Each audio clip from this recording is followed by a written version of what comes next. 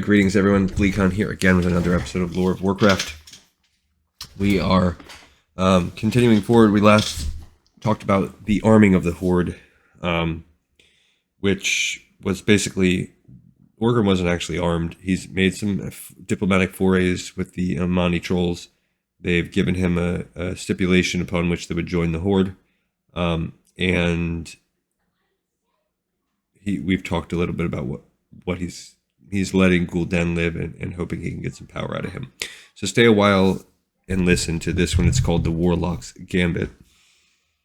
Gul'dan awakened from his coma to find that the world had changed. Before, he had commanded immense power over the Horde. Now he had none. His Shadow Council was destroyed, and Doomhammer was the new war chief. Gul'dan knew that if he did not win Orgrim's trust, he would meet the same grisly fate as his warlocks.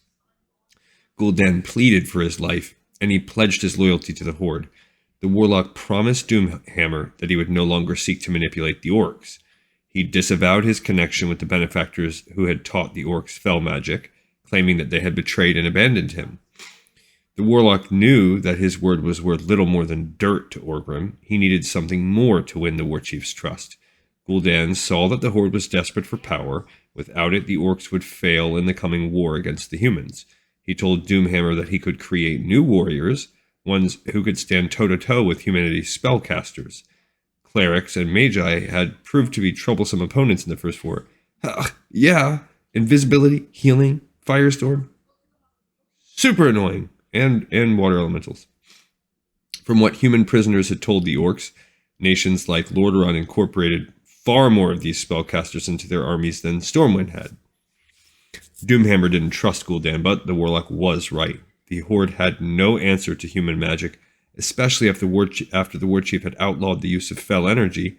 The Draenei had wielded similar abilities to those of the humans, but the armies of Lordaeron and the other northern nations were far greater in number.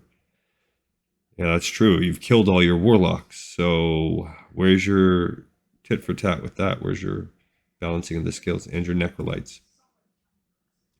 Orgrim gave Gul'dan a chance to prove his worth. If he could produce something useful, he would live.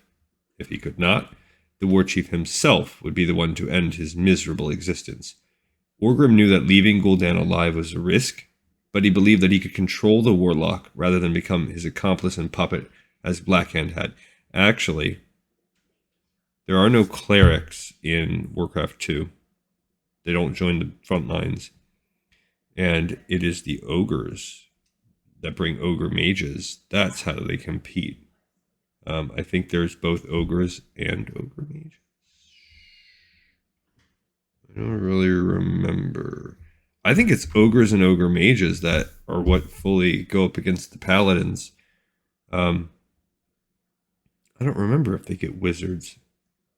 I think they do get either wizards or clerics or something, and then you get Death Knights to compete with that. I think. I don't know. Orgrim gave Gul'dan a chance to prove his worth. If he, I just read that. Sorry. If he could not, the Warchief himself would be the one to end his miserable existence. My bad, lost my train there. Orgrim knew that leaving Gul'dan alive was a risk, but he believed that he could control the Warlock rather than become his accomplice and puppet as Blackhand had. I think I read that, but I'm sorry. Having forestalled his execution, Gul'dan entertained the thought of murdering Doomhammer. He abandoned his scheme when a familiar voice whispered to him, the voice of Kil'jaeden. After years of silence, Sargeras had commanded Kil'jaeden to reconnect with the servant. The Demon Lord told Gul'dan to leave Doomhammer in charge of the Horde. He had sacked Stormwind, accomplishing what even Blackhand had failed to do. He was a leader the Legion needed, a leader who could conquer Azeroth's defenders. Kil'jaeden ordered Gul'dan to do whatever he could to help strengthen the Horde and ensure that it completed its goal. Once again, the Demon Lord promised the Warlock power if he followed the Legion's will. Kil'jaeden had every intention of making good on his promise, but Gul'dan did not trust him. Yeah, why would you trust him? He had grown tired of serving as the Legion's pawn. Though Gul'dan feigned obedience to the Demon Lord, he plotted betrayal. He now knew the Tome of Sargeras' location. He could seize the power within the tomb for himself. What need did he have of Kil'jaeden or the Legion? To reach the tomb, Gul'dan would require loyal allies.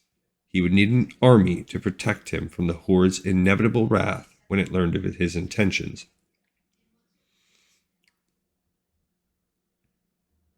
Okay.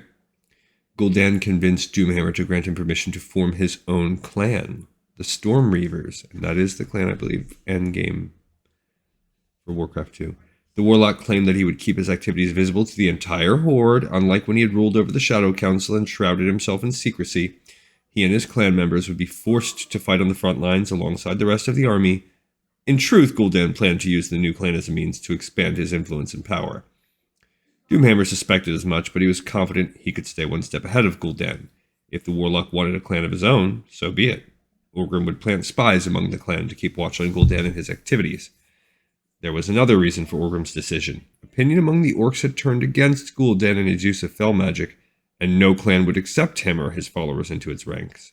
If the Warlock was to make an impact in the war, he would need a clan of his own. Okay. So what is Gul'dan's gambit? I guess his gambit is, I'm going to pretend to be aligning with the Horde again. I mean, the Burning Legion again. But really, I'm working for myself, and I just want to build up enough power, enough influence and forces to get to the tomb of Sargeras. So his gambit, he's taking a risk that he's going to try to play Sargeras, who wants him to help Orgrim. And so he's going to try to play Orgrim just long enough to where he can get the forces he needs to get to that tomb. But he's awake, he's manipulating. This allows us to get a little bit forward in the novel. I think that's where we can go in the next few episodes. We can look at the novelization a little bit more.